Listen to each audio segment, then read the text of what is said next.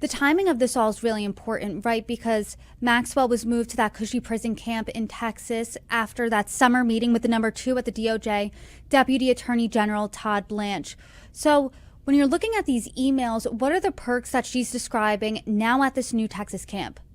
Right. I mean, I think that the notable thing here is the contrast. So, of course, there are still, limitations. She's being held here, and it's not the kind of life that she once had, of course. But I think the contrast is really what's striking and what has sunk in on her. The way she described the facility in Tallahassee was really bleak. She described it as lawless. She said it was filthy. There was vermin everywhere. People got into fights. She's described drug deals. And again, this isn't her telling, and maybe it's an exaggeration. And the facility in Texas is just worlds away from that. And the kind of unusual treatment that she's getting is wide ranging. And I learned this both through the emails and also talking to other people who are familiar with her situation there. And it ranges from everything to special access to toilet paper. So, this is a really severe situation where ordinarily inmates are allotted two rolls of toilet paper a week, and then they have to buy more from the commissary with the rather meager wages that they earn from tasks they perform in prison or from other resources that they may have.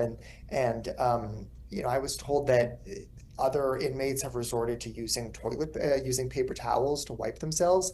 But for whatever reason, Ghislaine Maxwell has been allowed an unlimited supply. They've stockpiled toilet paper for her use. She doesn't receive visitors in the ordinary space where other inmates receive visitors. She receives them in a special in the prison's chapel, apart from the others. They have access to drinks and snacks when she's meeting with members of her legal team who've been authorized by the warden specifically to bring in personal electronics.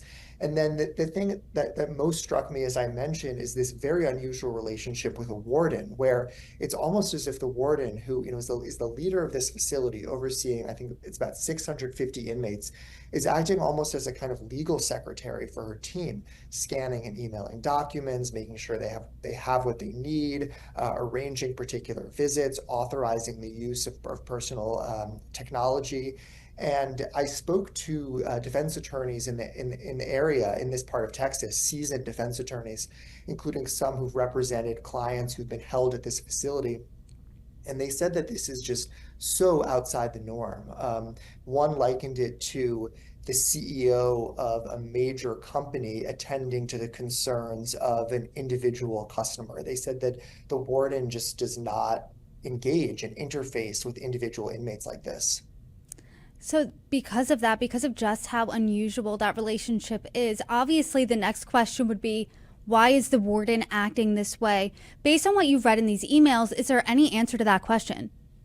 This is really the mystery, and I wasn't able to arrive at a satisfying answer to this. And I should say I sought answers from the warden. The warden had an opportunity before my story published to, go point by point through some of the aspects of her dealings with Ghislaine Maxwell and to explain and talk about the kind of instructions she's been given. So this remains somewhat of a mystery.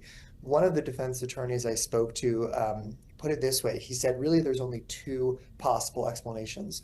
One is that this warden has some kind of special relationship, special loyalty or fealty to Ghislaine Maxwell. And we just have to think of that as extremely unlikely. Why would this warden at this random facility in Texas, 90 minutes from Houston, have some particular relationship with Ghislaine Maxwell? And the other possible explanation is that she was given some sort of instructions by higher ups at the Department of Justice in the Trump administration to attend to this inmate in a particular way. And that would be really concerning.